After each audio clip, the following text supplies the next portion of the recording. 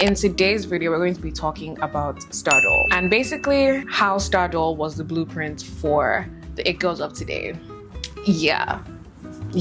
Before I get into that, I want to just give a big shout out to the brand that I'm collaborating with today.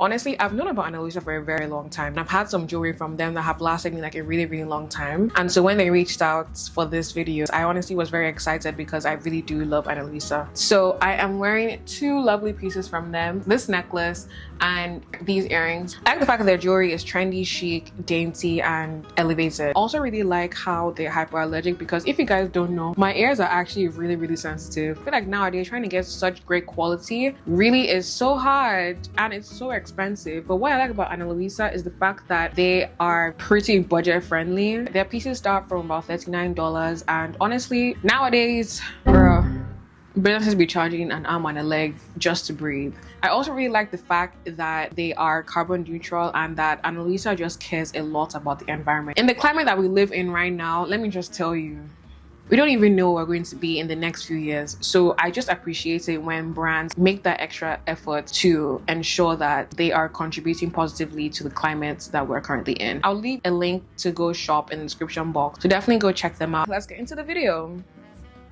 Let's start off with what is Stardoll.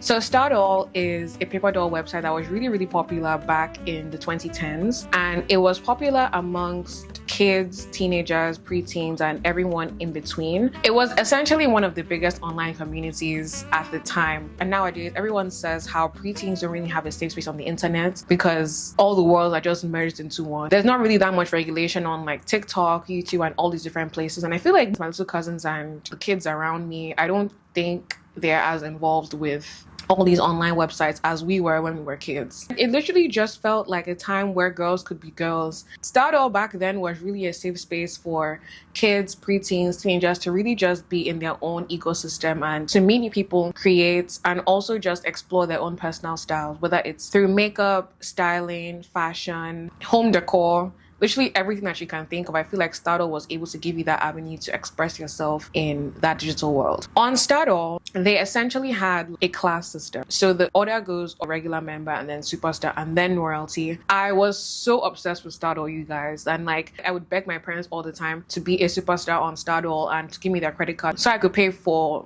my Stardoll membership. Like, my parents at the time, because of how new this whole online shopping and online internet stuff was, I vividly remember my parents being like, no girl, like, I'm sorry, I'm not giving you my card so that they can come and steal all of my credit cards information and everything. So whenever I would travel out of the country, because I lived in Nigeria at the time, whenever I would travel out of the country, I would just use some of my top up credits for like my phone and just buy my Stardoll superstar membership. So if you know anything about Stardoll and you were as hooked on Stardoll as I was, you already know that Stardoll was a lifestyle. Okay, like, you had to look good.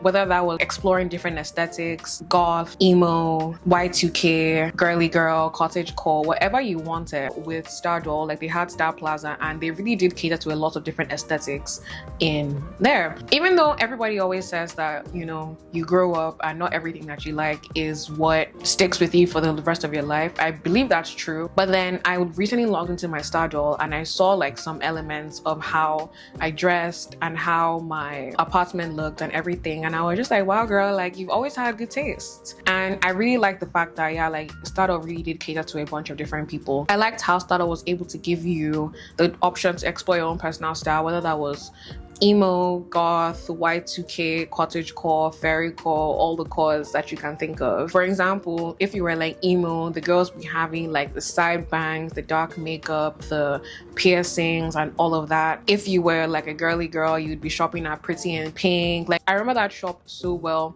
The girls would be in their little like balloon dresses, you know, heels, ponytail, and all of that stuff. And I think it's just interesting how from a young age you already kind of know, or you already know who you are at your core almost. Even though obviously those things change, but I just think it's interesting how like over time some things stick with you and some don't. While still on like the whole fashion and aesthetics theme, I also really liked how Stardoll had a whole layering system, and so they weren't forcing you to just stick to like one top one skirt, one trouser, or anything. You could really layer your clothes and wear as much clothes as you want. So that really did force you to have your own unique personal style. Like, we were really being stylists at such a young age, you guys. I really liked how Stardoll was able to incorporate a lot of real life influences, whether that was from big name brands to celebrities, and it really was the first instance of influencer culture, if you ask me. I also think it's so interesting how, like, with the celebrity culture back then, that kind of was a foreshadow to the influencer culture that we have today, because back then you had Katy Perry, the Olsen twins, Pink, Kesha, all of them literally having their dolls on the app. And I remember being young and just being like, man, I can't wait to be so famous that I have my own customized doll on Stardoll. Like, that was really so inspirational to me. And I was just like, man, I need to work hard in this life so that I can have my own doll on Stardoll. That was what I was thinking at that time. This is a separate conversation for a different day, but I do think that celebrity culture has been watered down a bit now with the rise of influencers and everything. But at the time, like, we were still trying to dress like them and do all these different things. And I think now, obviously, with access to TikTok, Instagram, YouTube, and all these different platforms that give you a real insight to people's lives, it really just makes you more attached to celebrity and influencers' lives that you didn't really have as much back then. There was also this thing like being a cover girl for your country. That was so cool, you guys. I think I was cover girl of Nigeria at some point. I'm not going to lie. I was bad like that. It was so cool, like seeing cover girl of Australia, cover girl of whatever, the UK, US, and everything. Like, it was such a cool experience. And I think, to me, that could be likened to being a micro influencer in your community. Like, you know, when you're not like blown, but like everybody already knows of you, like in your community. I think that's kind of like what that reminds me of. Okay, so now moving on to how Stardoll influenced today's society and also the it girls in our generation. I feel like Stardoll walked so that influencer culture could run. Okay, maybe I'm gassing it, but like, let me know in the comments if you think the same as well. So like, for example, the way Stardoll girls collected rare limited items, maybe that's resale culture. That is Depop, that is Vinted, that is the real, that is all of them. And I think that's so interesting how a lot of girls from a young age have already been like entrepreneurs, and it just shows in today's world. Even the makeup at the time, the girlies love Sephora now. And it's so interesting how most of us now are grown adults and we still find interest in those things. I remember they would even have like forums and all of that for, you know, talking and just like leaving like your comments and stuff. And I feel like a lot of the girls that are doing that were doing that back then, are now on Twitter talking, like speaking their mind, are on Reddit, looking at the latest gossip, and also just contributing to like information in whatever they're interested in. Stardoll's beauty and aesthetics, that is literally in all of our faces today, whether that's through Pinterest, through Instagram Reels, through TikTok, and all of these things. I feel like nowadays people have been talking a lot more about like aesthetics and the pressure to feel like you have to be an aesthetic. But I feel like the beauty in Stardoll was you were able to always pick where you would draw inspiration from. Like, now the girls are doing clean girl aesthetic, Y2K,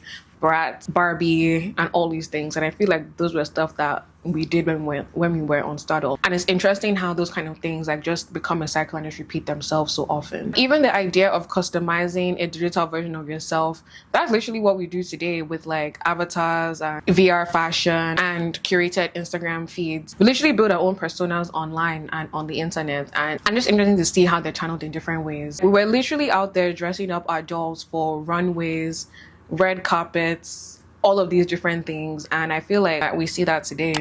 So where are the Stardoll girlies now? A lot of us are content creators, a lot of us are influencers, makeup artists, stylists, Pinterest girlies. I think it's so interesting to see how much the world has evolved in terms of technology. For example, Stardoll was a 2D website. Like, I feel like I could even code that if I wanted to, if I'm being so for real. Like, I don't think nowadays like a 2D game like that would have taken off as much as it did, just because the climate has changed in terms of technology and people are no longer looking for those type of games. Now in 2025, digital fashion is still very much present, because right now we have AI generated outfits, we have the metaverse, fashion shows, virtual styling apps, literally everywhere that you look.